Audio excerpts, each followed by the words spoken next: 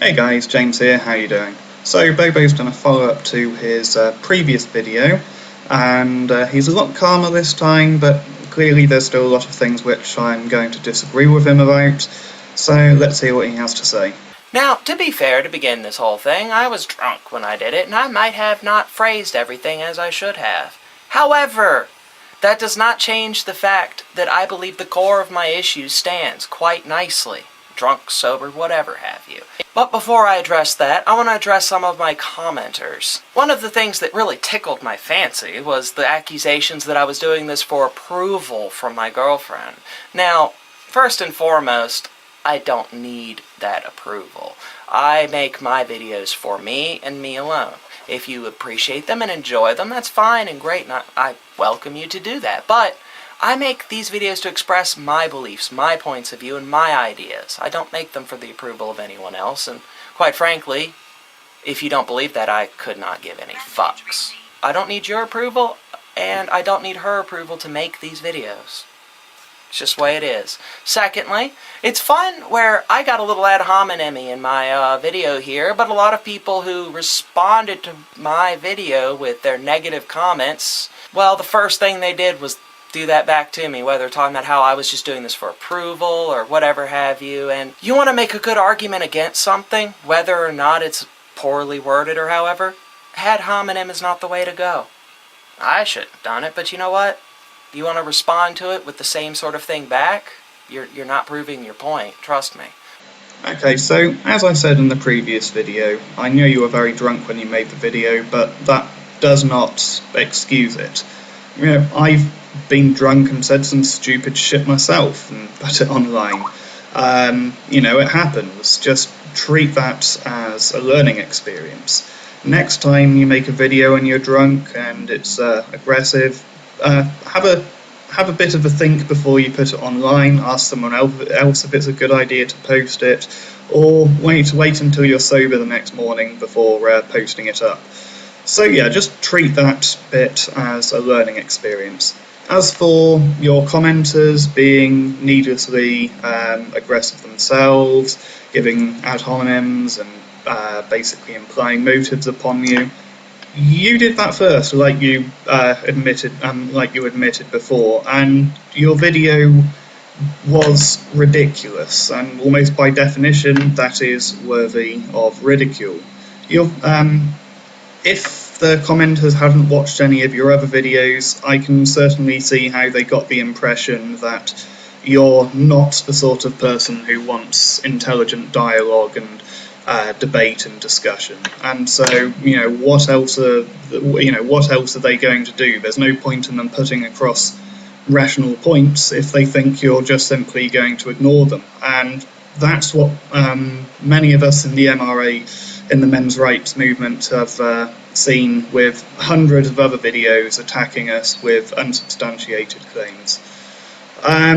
So yeah, it might not be the most productive way of going about it, but I honestly can't think of any other community which would have reacted better had your video been targeted towards a different group instead. But all of my commenters aside and all of that stuff, I want to reiterate what I was talking about with a much more clear perspective, which is I'm not saying that men's rights activists are completely, totally, and altogether wrong. They do have legitimate issues. There is a disparity in the whole custody issue and with false rape accusations. Those things exist. Yeah, you acknowledge that some of those things existed. However, you still implied, and very, very strongly, I may add, that the men's rights movement, the very concept of it, is so ridiculous that you find it absolutely infuriating. And I'm sorry, but there are a lot of legitimate issues which we have. But, when I have seen and talked to and heard from and read so many different things from men's rights activists, it's not about that. It's never really about that. It might start with that, but it comes down to this one core argument over and over, which is that women gaining independence detracts from manliness somehow. It ends up being where, women aren't staying home anymore, so men don't find them as attractive, and they're just turning into dykes now because they're getting independence, or women are not sexy because they don't have to wear dresses anymore. And it all comes down to a bunch of first world whining bullshit from a bunch of guys who can't handle the fact that the world has changed. So of course I can't argue against your personal experience, but all I can say there is that I've had the complete opposite experience. I have never, ever met anybody in the men's rights movement who has expressed the views which you put forward there. Now, yeah, there are arseholes, there are social conservatives, and there's people who are just bitter and angry and want to shoot their mouth off. However, there's people like that in every movement. I know atheists who think that all religions should be banned and all religious people should be shot in the head. However, clearly that's not representative of the movement as a whole.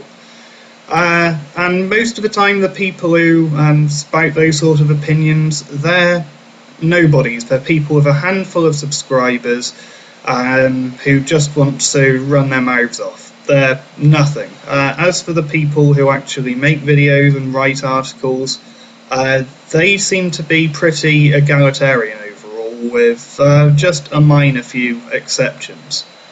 The closest thing I can think of which even remotely resembles what you said from common consensus among the men's rights is that feminists are pushing for all of the privileges that men have, but without taking any of the responsibilities which come along with it.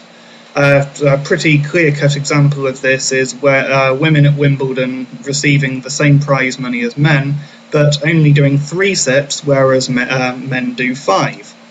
Now, this was pushed for by feminists, and they succeeded. However, they didn't also push for the women to do an equal amount of work. And that's basically an oversimplification of the wage gap as a whole. There's lots of other factors which aren't counted in there, such as men on average working more hours, previous work history, all kinds of things like that. And the pay gap virtually disappears once you take those into account. I'm going a bit off topic there.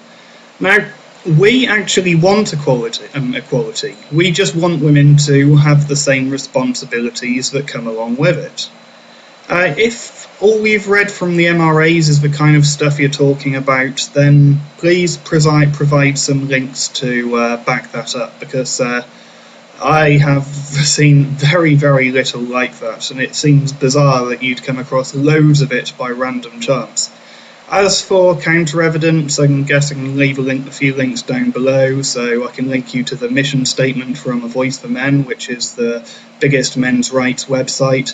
I could also link you to their editorial policy, which tells the people who write articles that they can't refer to women as bitches or whores or anything like that.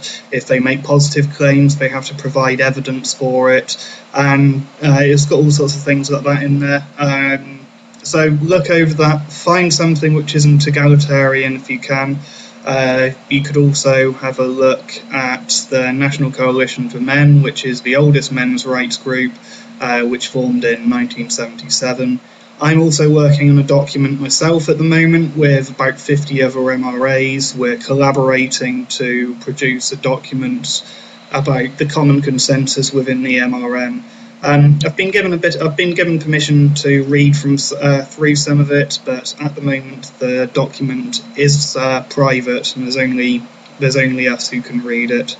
So we stand for all boys and men. Questions of race, creed, colour, nationality, national origin, or sexual orientation are completely irrelevant to us.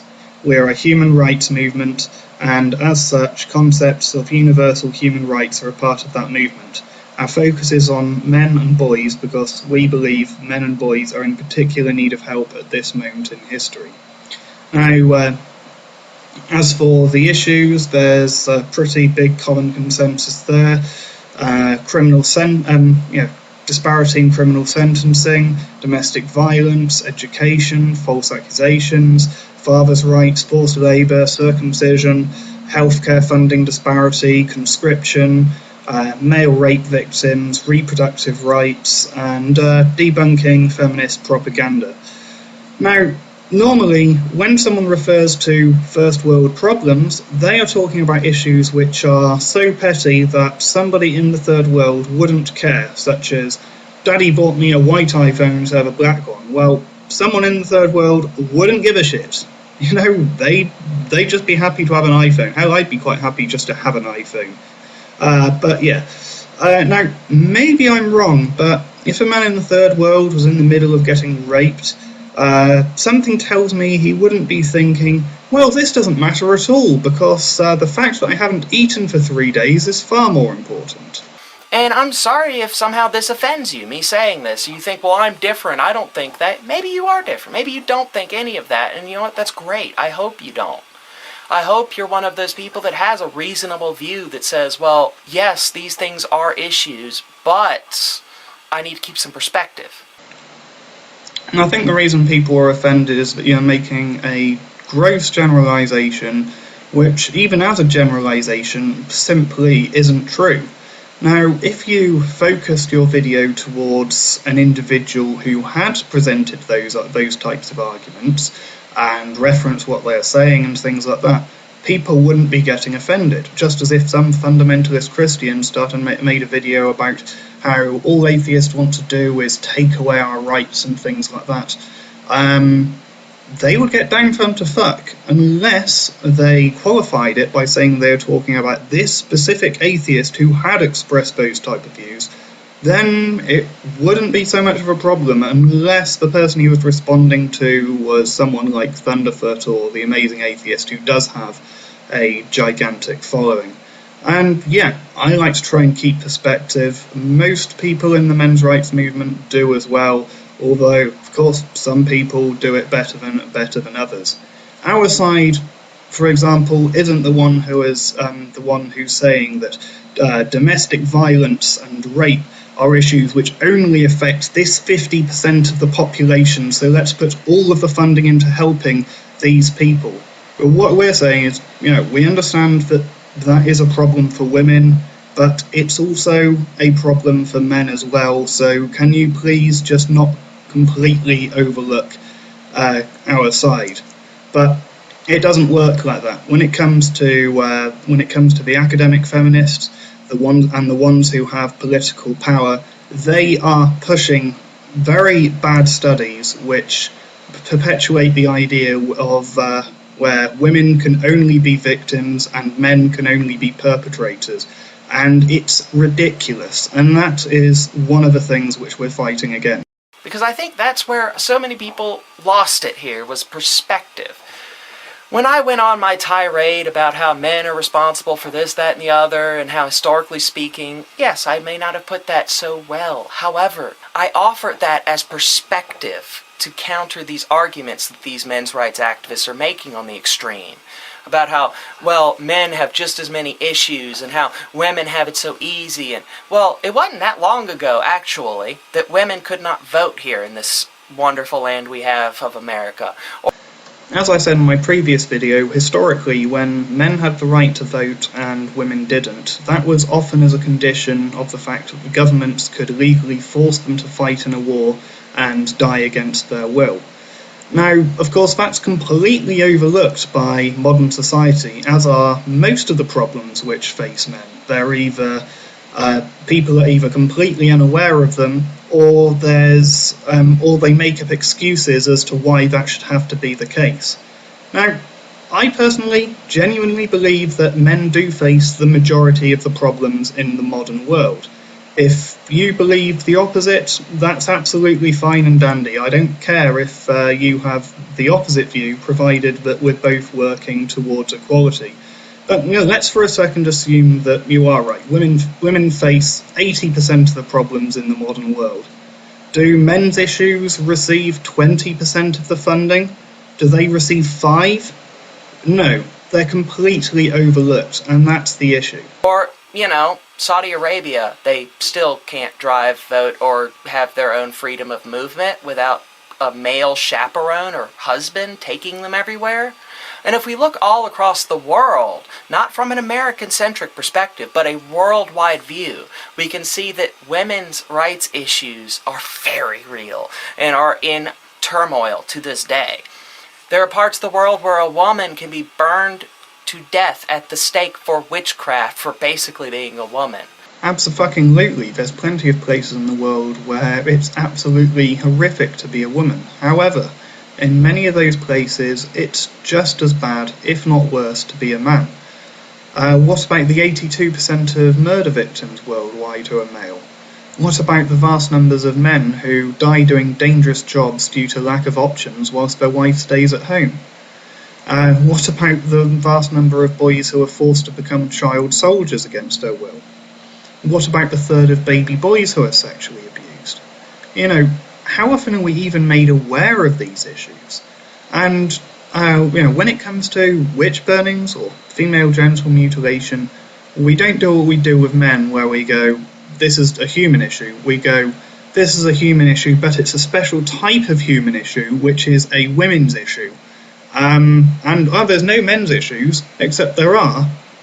We just don't think of them as men's issues. When it comes to problems which men face, society is completely blind to them. Or where child sex slavery for women exists and is tacitly approved by the state in the form of child marriage. And it's not boys generally being married to older women, it's young girls being married to older men. Overwhelmingly. In fact, almost completely. That's the issue. And yes, from an America or first world perspective, the men's rights activists have a lot to say here about the disparity in the legal system with rape and custody and abortion, all this other stuff. But when we look at this from a grander angle, a worldwide perspective, we see that women's rights is still a battle being fought, is still something people are dying for. And when we have that as a comparison to honestly put some perspective to this, I think most of us could see that while that doesn't invalidate the complaints that the men's rights people have, it should lessen the severity of what they're saying. It should lessen the immediacy of it, where we could say, yes, what they're saying does matter, and it does have impact, and we should work on these things. Okay, so if the issues I raised just then didn't exist and feminists were spending 90% of their time doing activism in the third world, you'd have a really valid point, but that's not the case.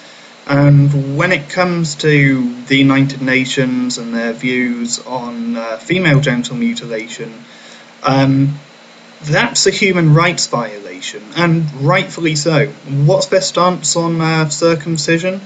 Not only are they completely ignoring it as an issue, they're actively fucking encouraging it, spreading the lie that it will reduce AIDS. And as it happens, A Voice for Men actually has an African circumcision committee at the moment, and we're actively working against it.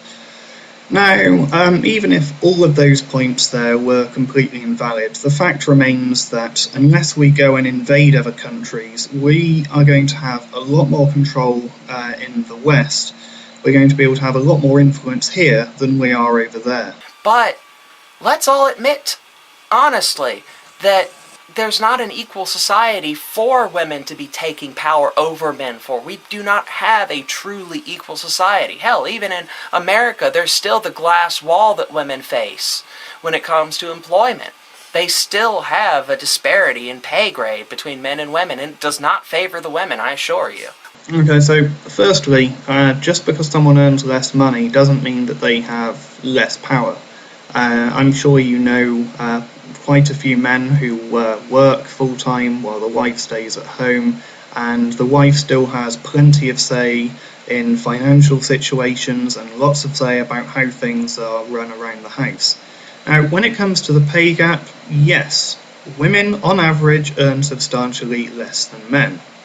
However, once you normalise the full-time work and previous employment history, the pay gap pretty much disappears, and that's the same in the UK, it's the same in America, and that's the same in Canada. In fact, now, part-time women earn more than part-time men in the UK. Now, Dr. Warren Farrell has done a good speech about this, which I'll leave a link to down below.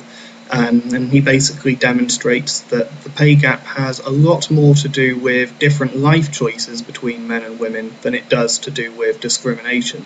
Men will choose careers based on pay, whereas women are more likely to choose careers which are based around their flexibility. Well, now, let's talk about abortion, shall we?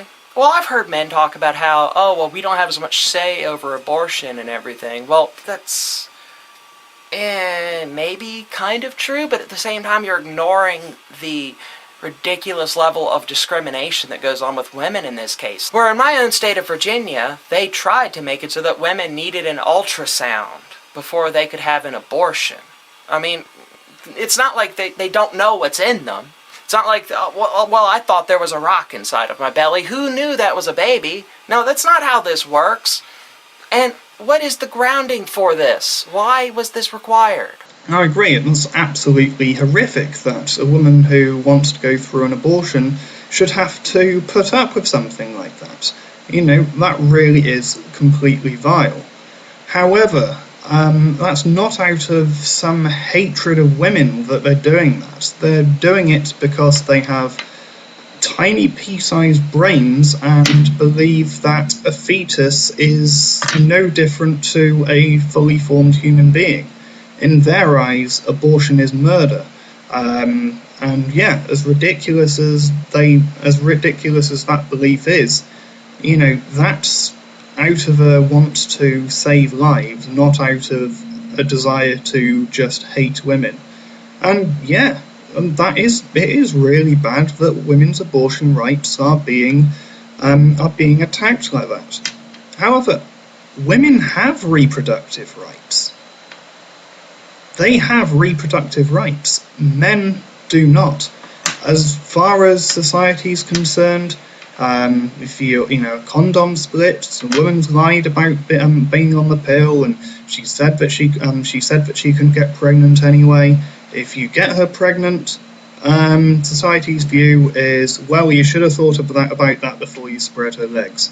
That is absolutely ridiculous. If women have the absolute right to basically remove themselves from the financial and parental responsibility of having a child, men should also have that right as well. Or how about the fact that we still have senators going on about legitimate rape? I mean, really? Like, you're going to tell me there is no discrimination against women or no misunderstanding of women? And yeah, of course, that viewpoint is completely undefendable and utterly repulsive. However, people with that viewpoint are considerably rarer than people who believe that a man can't be raped by a woman, or who believe that a 12-year-old boy being molested by their 40-year-old teacher is somehow lucky. From the men in power. Now, by the way, how many male senators to female senators? How many male representatives to female representatives? Where's the ratio? I'll tell you what, doesn't match up with the gender ratio in the society. It's not like there's an equal number of men to women in Congress, although there is actually slightly more women than men in, the world. How is that representative? If you want to hash hairs here and sit there and say, well, men have it bad or whatever, well, how is it actually representative of women when most of the people in Congress and representatives are men, and the president has never been a woman? Ever. In the history of America, there's never been a woman president. I don't think you can sit there and say there's a completely equal representation. And you can argue, well, they're elected to represent everybody no matter what. But I think if that were more true, we'd have more women elected. Okay, so I'll leave a link to a study below. Why are women still not running for public office? I'll have a little read of it. Extensive research shows that when women run for office, they perform just as well as men, yet women remain severely underrepresented in our political institutions. In this report, we argue that the fundamental reason for women's underrepresentation is that they do not run for office. There is a substantial gender gap in political ambition. Men tend to have it, and women don't. I'll scroll down now then. So table 3 when I get there. The gender gap in political ambition. Have you ever considered running for political office? For women, 42%. For men, 56%. Have you ever discussed running with friends and family? Women, 25%. Men, 32%. Discussed running with community leaders? Women, 12%. Men, 16%. Investigated how to place your name on the ballot? Women, 9%. Men, 13%. Discussed running with party leaders? 10% for women, 15% for men. Discussed financial contributions with potential supporters. For women, 6%. For men, 8%. And big sample size, 908 for women, 1,094 for men. So it's a statistically significant sample. In fact, it's a pretty good sized sample. And there's a lot more information on that study, so you can look through it yourself, but it appears that it has nothing to do with discrimination. If we're trying to represent people here, or for that matter, I hear custody brought up a lot, where women get all this favoritism over men and stuff, but this does happen. Don't get me wrong, this is an issue. However, it is not this dire issue like I've heard it painted so many times, where men can never get custody of their children. A court just looks at the woman and says, "It's her baby." That's not how it works. And I think there's so much misrepresentation of that problem going on that it takes it to the realm of farcical nonsense. When you have guys running around screaming that women take all the children, basically, and yes, I've heard that argument where men can't ever win a custody battle and the courts just give the baby to the woman even if she's a crackhead. That's not really true. Maybe it happens sometimes. And with a lot of these other issues too, I think it falls in the same vein, where we have so many guys in these men's rights activist groups over-representing the danger and the commonality of these issues, where they make it sound like this happens all the time, every day, that just guys lose their children all the time and men have no say over anything to do with their children in custody. But that's not true. I know personally guys who have won custody of their children from their ex-wives because of multitude of issues.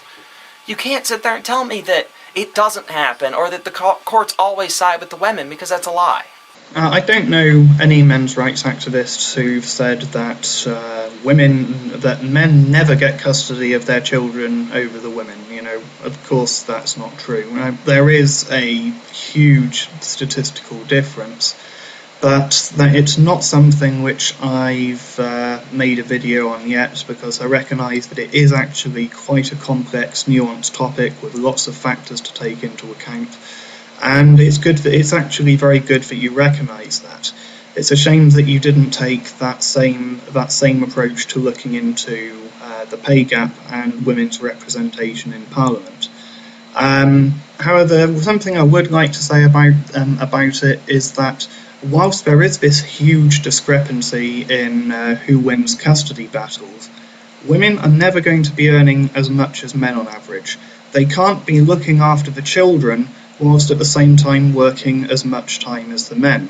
And even if they pay for child support, pay for somebody to look after their children, 95% of the time that's going to be a woman who is also on low pay and is then going to bring down the average. Again, I want to reiterate, I don't have a problem with men's rights people who talk legitimate issues and they keep them in a framed perspective that's based on the real world. I don't have a problem with that.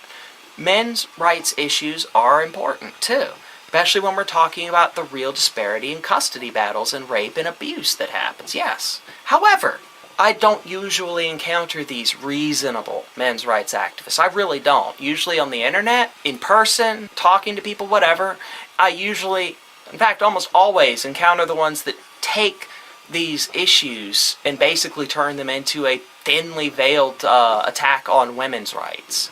If it was about promoting men's rights purely, I could really get behind that more than I can when it generally comes across to me as a party of people grumbling that women have rights too.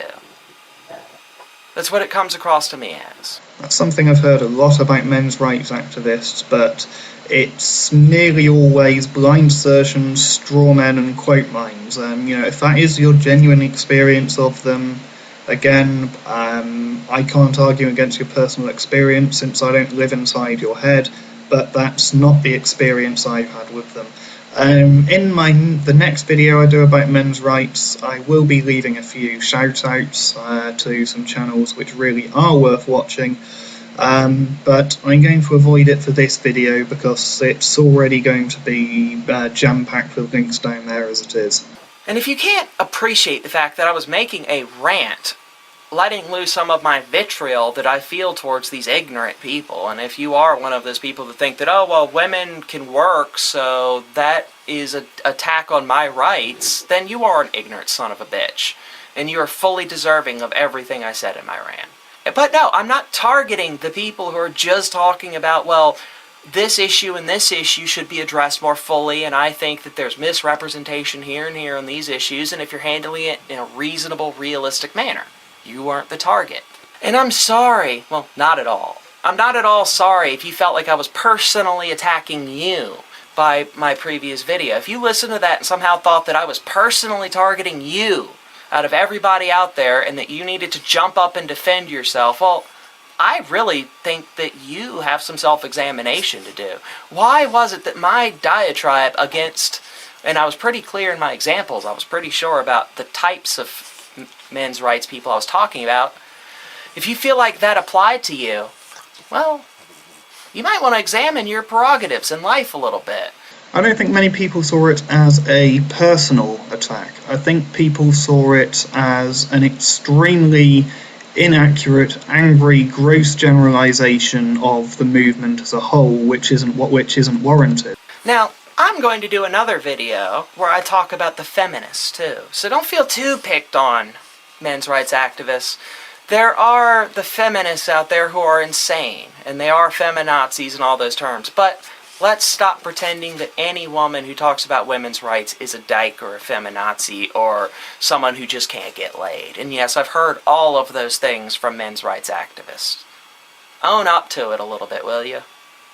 Just something to think about. And of course the feminists never say that we can't get laid or we live in our parents' basements or anything like that. Anyway, I'm very glad that you showed a lot more of an open mind in this video than you did in your previous one.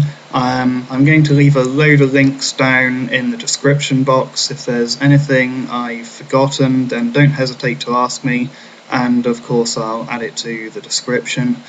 So that's it from me, and now over to Ollie Williams with the Black Weather forecast. It's gonna rain!